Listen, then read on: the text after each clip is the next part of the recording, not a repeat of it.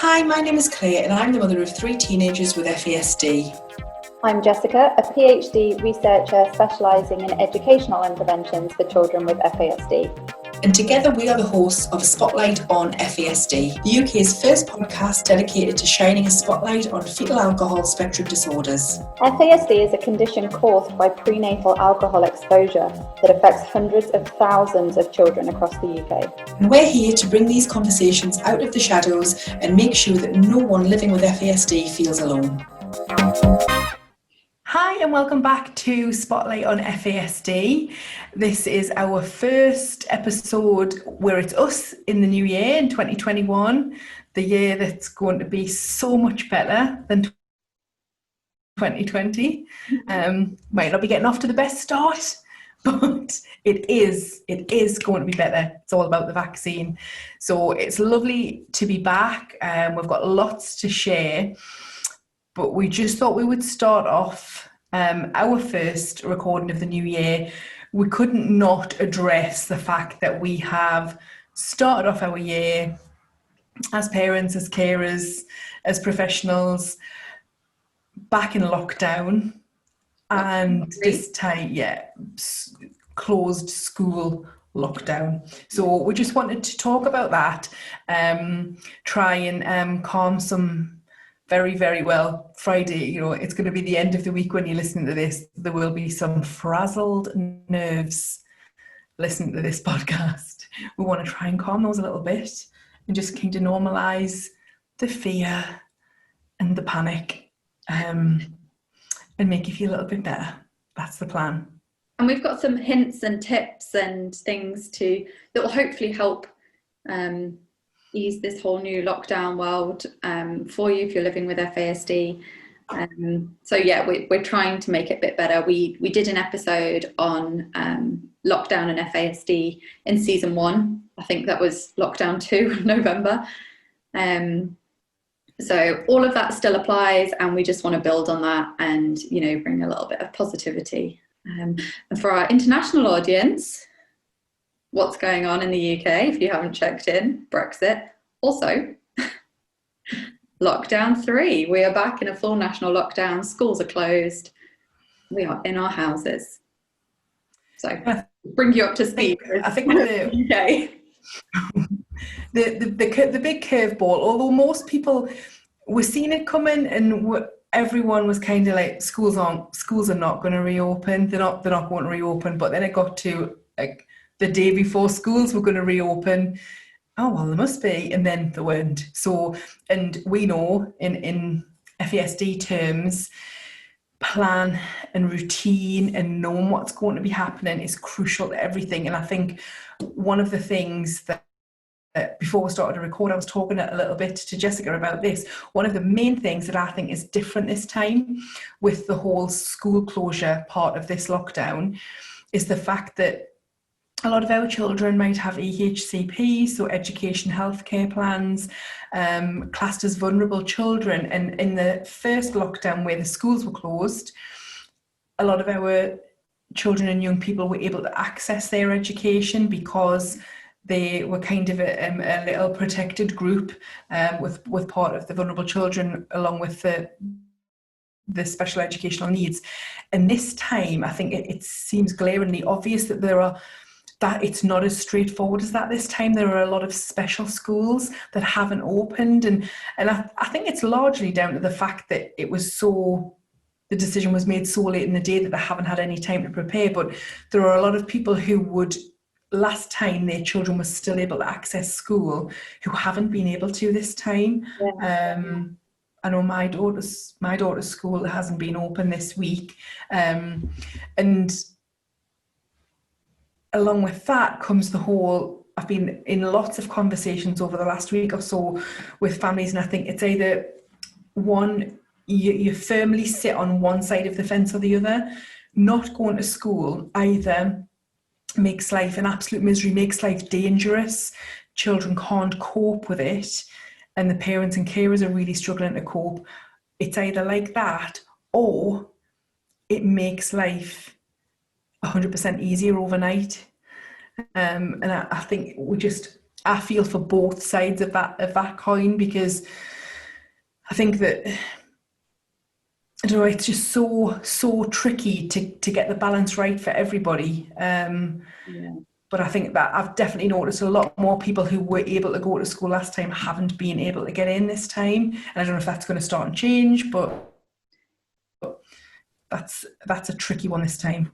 Yeah, because you were saying the last time that we spoke about lockdown in the podcast, you were saying that the schools being closed made your life so much easier because, with sleep, for instance, you don't have to worry about getting your children up at a certain time of the morning when they've actually been in bed for 30 minutes. So it actually made your life, a whole lot easier. Definitely makes my life so much easier. Schools being closed, but this time when Claire says it was done really late in the day, it was actually last Monday night that this lockdown came in. So some schools in the country reopened on that Monday.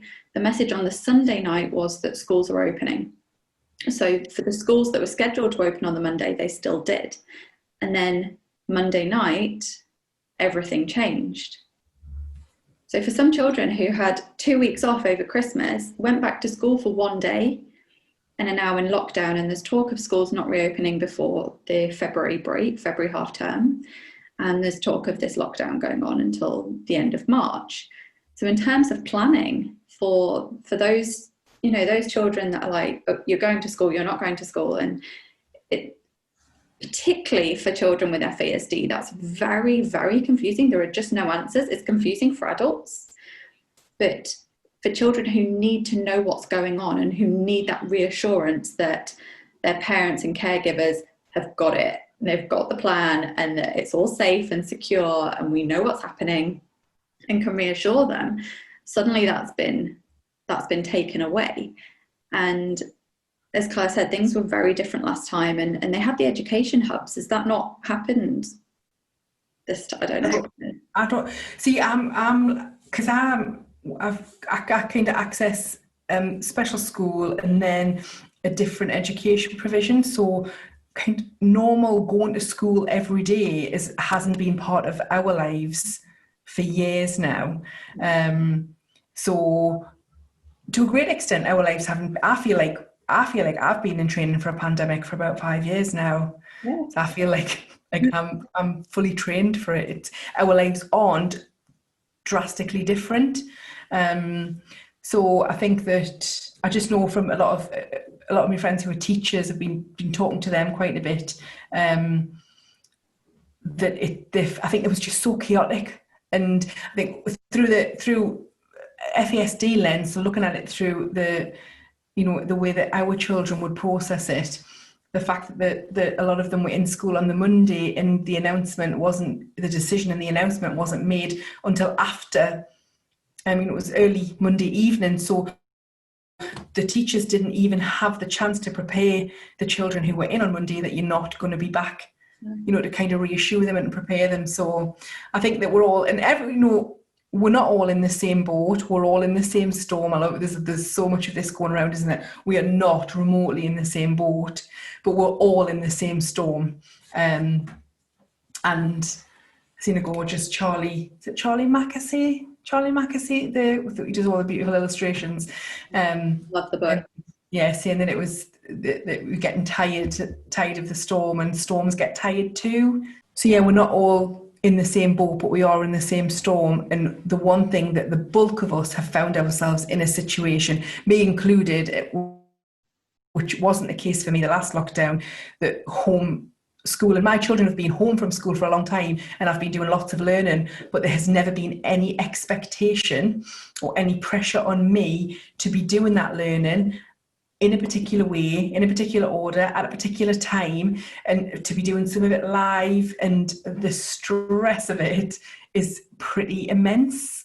And I'm only doing it with one of mine, and it's a very, very limited, but oh my goodness. And I can cope with immense stress and pressure and crisis. And I cried last Friday. Actually cried in the kitchen because I felt like I was being chased up the stairs, but I was running in treacle and I couldn't get away from whoever was chasing us. And it was just all to do with my daughter's a lesson and what she needed to do, and somebody was going to ring back then, and the pressure that I felt. So I was realising the pressure that she must have been feeling as well. So she just shut down. She just went into freeze. And, you know, it was so difficult for me not to get frustrated because the expectation was on me. And so I had to really take a step back and be like, right, hang on a minute. This is not important. This is not important. Nothing other than her mental well-being is important, and mine. Right, probably more important than hers because I regulate hers. Yes. So I had to email school and said, you know, I'm really struggling. It's me. I'm struggling. They weren't really, you know, less tired, probably half an hour's more sleep in the bank this week than this time last week. And when I look back now, I feel a little bit like, oh God, that was a bit dramatic. But at the time, the pressure felt awful and it was so out of character for us. So I think that I can only imagine people who are having to do this for multiple children, but who are genuinely doing a lot of the live online teaching. And I think one of my good friends who's a teacher, you know, she was saying that, you know, she would love to reassure parents that it really, really doesn't matter. And as long as their kids are all right and happy, then she said that a lot of the work that she's pulled together for her students, it's so that nobody feels they haven't got enough to do, so that nobody feels they've been abandoned. However, if they don't get through it, it doesn't matter. You know, this is such an extraordinary situation that we're in. But what I was going to say was, I think what I have found during this lockdown is, and I don't know, maybe it's just helping me the most, and so therefore I'm a bit more chilled than usual, and so that's helping them. But I've kind of gone back to quite a little regimented toddler regime. Like in my head, that's how I plan. Maybe it's survival. Maybe this is how I'm surviving.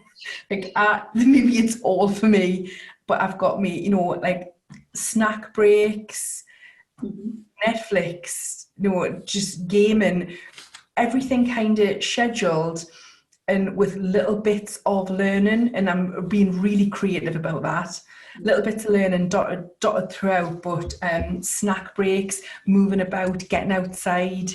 And I know that's obviously that's a tricky one because we're all meant to be being outside to a minimum, but it is so, so important. And I know my daughter, she's discovered that herself this time. And so she likes to go for a walk. She has one walk a day, which she would never, ever, if I had suggested that in the past, it would be like, no, absolutely not. But she's discovered that it does make her feel so much better to get a little bit of fresh air and to get outside. So I think there are lots of things that we can do.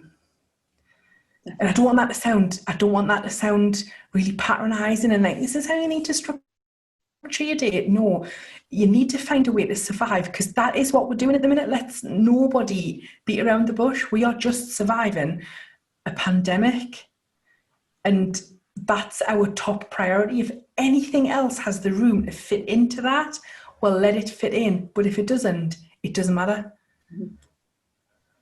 Yeah. And that's it, because, you know, it's about, yeah, Claire says what she's surviving is a pandemic, but actually the pandemic's not, you know, as you just said, the pandemic's not really impacted you that much. What you're surviving day to day is a household with 3 teenagers with FASD who need you, all of you, all hours of the day to be putting in all of these systems and everything else. And, you know, as we mentioned, that pressure when lockdown came in and the stress that caused when the schools were suddenly closed, children with FASD, young people with FASD will pick up on that straight away. So the stress that put on the caregivers, the parents, would have instantly changed the whole home. the whole like energy in that household if that impacted them in terms of going to school, obviously. And, you know, all these children need is to feel safe and to feel secure, and that, you know, that their parent, their carer has got it under control. And in that moment, I don't think anybody had it under control. Like, you know, even myself, who doesn't have children, I'm like, what the heck does this mean for me? Oh my God. I'm like, I'll just keep working from home. It actually means nothing at all. Nothing changes. I just can't go out as often as I wanted to. But like, you know, that need for structure is so important for children with FASD. And if structuring your day, like you, in your head anyway, like you have a toddler and you stop and you're like, okay, well, that was intense. They've only concentrated for 20 minutes. Great. They concentrated for 20 minutes. That's fantastic. Now do something else. When, like, time-wise as well, in a school day, certainly in a mainstream setting, within a school day, so what is a school day, about six and a half hours roughly? I remember. Yeah, about 6.5 hours. But it's not 6.5 hours of learning. It's not a full day of learning. There's breaks, there's moving from classroom to classroom. There's the fact that the teacher's getting organised and they're chatting, and then there's all the time wasting. And, you know, if you can get an hour's learning into your child, that's probably the equivalent of really what they're taking in a mainstream school, especially if you've got a child with FASD who is surviving in a mainstream school. But I think I did remember a really, really good tip that I started to realise as I was doing it, and I very, very swiftly changed my tack and saved the day. But we've talked about it before, where children and young people with FASD need the anxiety is just constant, and they're right teetering on the edge of fight, flight, freeze all the time. So they absolutely need to know who is in control and who is in charge, which is why they push us so much, certainly as they get older. They push and push and push to see if they can snap and break you, because they shouldn't be able to, because you're in charge and you're in control, and that's keeping them safe. And they don't even know they're doing that a lot of the time. It's just instinct. So it was with my daughter, and there was a problem with teams. So my top tip for if you are having to do home learning and it does involve technology is make sure that if you're unsure of how to use it, or if you've been given an instruction from a teacher and you're a little bit unsure, don't do it rather than try and muddle your way through, because this is the mess that I nearly got into, because we've got to get them trusting us in this whole journey if they are out of school. So I pretended that I couldn't understand what I was meant to do, and I was getting frustrated. I was actually getting panicky because it seems silly in hindsight, but I had this 12:30 deadline that there was going to be a live Teams call, and I hadn't been able to do what they needed us to do before, what video that would had to watch, and I couldn't get it to work, and I was getting panicky, and I swear she could literally smell it from upstairs, because she started to get louder in our room, and then our bedroom door shut louder than it normally would have done, and there was lots of kind of banging about, and there was a real attitude when she came downstairs. And I knew that she, probably in exactly the same way I'd heard her noises change, she will have heard my noises change, because I nearly put the laptop through the kitchen island. So I just made stuff up, and I said this. I've been doing some work, and I've set something away on my laptop, and I can't stop it. So we can't do this at 12:30 because of the work that I've got downloading or uploading or whatever, sideways loading. But I just made this whole thing up. So I said, we'll just you go back to doing what you were going to do, and I'll speak to school. And when I've finished, when my stuff's finished, this is entirely my fault. So sorry. Oh, okay, then off she went. I was like, oh, that bought us a little bit of time. And then I got finished what I needed to do, worked it out, spoke to school, and then I was like, right, okay, we've got this sorted. And I did, because I did not want her to know that I was struggling with her work, because then that would have been like, oh, if you aren't in control of this, I can't deal with it. So that was a lesson that I learned this week. Yeah. And nothing happened, nothing bad happened when I got in touch with school and said, we're not going to be able to do that. No problem. Oh, okay. Yeah, exactly. So that's it. If you are struggling, big message there. If you are struggling with anything at all, put your game face on, talk your way out of it, and ring the school, because the school probably aren't that bothered.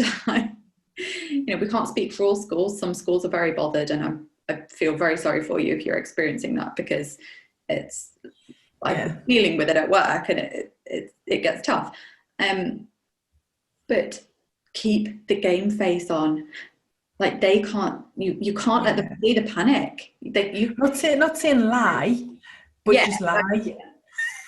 Lie about it all. And keep that level of control. Talk And your way out of it. Yeah, that's what you've got to do. Fake it till you make it. But you've got to be convincing, because they'll see straight. Yeah. We're laughing about it, but actually that's really, really important for them. And I have learned this in so many ways, that you need to be displaying that you've got it. Yeah. That it's not a problem. You've got this under control. And I thought I had every base covered in our lives, pretty much, that how I could pretend that I was in control of all these things. And this is a brand new one for me, and it's a brand new one for most of us. And I don't know, there's something extra stressful about this. And I think everybody is experiencing the same thing, and people are struggling with the technology and just the pressure of it. And quite often, and me included, you're also trying to juggle work or other children who aren't doing school, and it's an impossible ask. So we need to keep that in mind, that we're trying to do the impossible. So whatever we achieve is brilliant, because we're trying to do the impossible. Yes. And I think that's what I want to, and I've got one more really, really good lockdown tip, and this is specifically for teenagers. So if you are hounded by sleep problems with FASD, and hopefully you're one of these mythical creatures who aren't, but if you are, a little fridge for a teenager's bedroom, a little mini fridge, a decent sized one, that you can put their food, if you've got a nocturnal teenager, you can put their meal that you would normally be making at 3 o'clock in the morning, so sandwiches and snacks and yogurts and drinks, and put it in the little fridge with a little note on with some instructions, and that works. And sometimes you don't get woken up by that one teenager for food at 3 o'clock in the morning. So that's been a revelation for me the past couple of weeks. And it's not particularly linked to lockdown, but I think everyone's stress is heightened, and that's something that I've really definitely worth the investment. Well, if you can buy yourself an extra hour of sleep. Yeah, exactly. So that's something that's really, really worked for us. Definitely worked for us. Yeah, and for those, as Claire said, the kids with FASD who are coping, surviving mainstream schooling and are doing all of this thing, that if you manage, as Claire said, if you manage an hour of home learning at the minute, that's, remember that don't try and push them for 6 hours. It's not what they do in a school day. Because we were talking just before we started recording as well. If you look at the homeschool communities, especially in America, where they're quite big, they're quite vocal, and there's a lot of online communities and things. Homeschool communities don't school from 8:30 till 3:30 Monday to Friday. You'll find that they might only do 3 days a week. They might only do mornings. And then they do other stuff where, learning is built in throughout the day. And there's loads and loads and loads of this online, like really, really accessible, of how they build learning into, everyday things, like helping to prepare dinner and stuff. But school, mainstream school, and particularly in the UK, does not consider that to be what they're trying to achieve. And so that's not the work that your child will be set. And it's all about not just managing the situation, which you're already doing, which will already be taking all of your energy, but just trying to facilitate an hour or an hour and a half, not all together. That would be impressive. Got through an hour and a half of learning all at once. Gosh, I can't even do that. But, you know, and remembering the snack breaks, the movement breaks, 30-second dance parties, you know, get up and have a wiggle, and structuring the day, but without, you know, go easy on yourselves as parents. I think as well, that's what I want to finish up with, that you have to really, really look after yourself and be kind, and try not to allow the guilt, the parental guilt, to seep in, because especially if you have a child with FASD who has been accessing school and who struggles in school and has a team of people in school who help them to manage, don't for a second expect yourself to be able to replace that team of people and help your child manage with education at home. And, you know, they will catch up with what they need to catch up with. Definitely. And also, like, just building on that very quickly, if they have a team of people, that's the team of people that helps them learn. Your mum or dad, or, you know, your carer, whoever you are, you're not that team of people. They know that. To them, that's not your role. That's not what you do with them. And that's a completely different shift in your relationship and in your role as they know you, that it is just another confusing element to the fact that you're now asking them to do their maths sums at the kitchen table. That's not the environment that this would be done in. And that's another shift. And, you know, I think cognitive fatigue is huge here. Huge. And you've got to think, you know, children with FASD, they've got organic brain damage. And these messages that are coming, I'm not even going to go into auditory processing problems and everything else, but these messages that are coming in through the ear have got a long way to travel before it can be put into action. And some of it will get through very quickly, and some of it will be actioned quickly. Some of it's going to get lost on the way.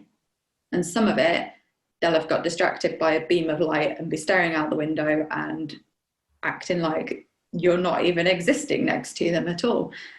And, you know, that becomes exhausting. So if you imagine trying to do that for them, imagine trying to do that for, you know, 40 solid minutes, it's a lot.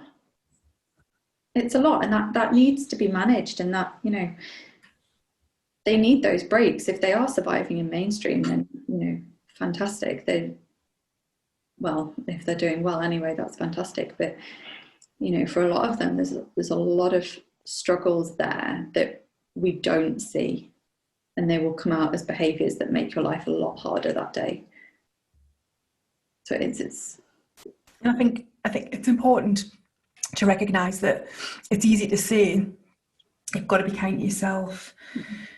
You can't expect yourself to be all of these people. And even though I know this and I fully understand it, it's something ingrained in the mind of a parent or a carer, that you do feel this guilt. You're going to have to make a conscious effort to kind of keep reining yourself in and reminding yourself that you are not all of these people, and you absolutely cannot be all of these people.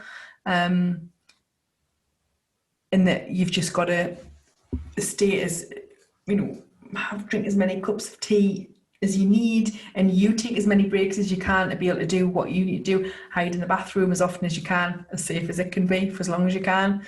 It's another top tip from me. Honestly, my kids must wonder how much laundry I've actually had to sort in the last week, because I'm just in the bathroom sorting all this laundry. I'm just sitting on the edge of the bath, like scrolling through social media, just having a little escape. But yeah, we just wanted to acknowledge what was going on and let you know that you are not alone in this storm. Everyone, you're in your own little boat, whatever it looks like, however big it is, whatever shape it is, however many people are in it. If it's got leaks, if it's got engines, whatever it's got, but we're all in the storm with you, and we're here if you need to reach out to talk about anything FASD related, especially about education, because that's where we, that is our passion, both of us, FASD and education. And if there are things that we don't know, we'll always endeavour to find them out for you. So we just wanted to say Happy New Year, and remember, hold your nerve. all the online resources are there to help you. There is like lots and lots of online resources out there, and if you reach out to us, we can direct you to those if you're not familiar with them. So there is help out there if you are trying to teach your children during this time. But remember the basics of repetition, take it slowly, make it fun, lots of breaks. Lots of hiding in the bathroom. And hide yourself in the bathroom. Stick a visual timetable on the fridge and mark in there when you're going to be in the bathroom. And that's it for us. That's it. Want to say hello, and we'll be back next week with, don't even know what I'm going to be back next week with, so I'm not going to say it in case I get it wrong. But we will be back next week, and we hope that you tune in. And it's lovely to be back, and we feel excited for the year ahead, because this 2021, it certainly is the year of change with FASD. That is for definite. We don't know anything else that's going to be happening, but we do know that. So it's an exciting year. It's going to be a historic year, I believe, for FASD.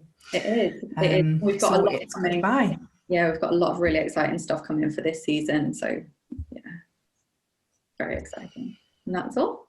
Thank you very much. Goodbye.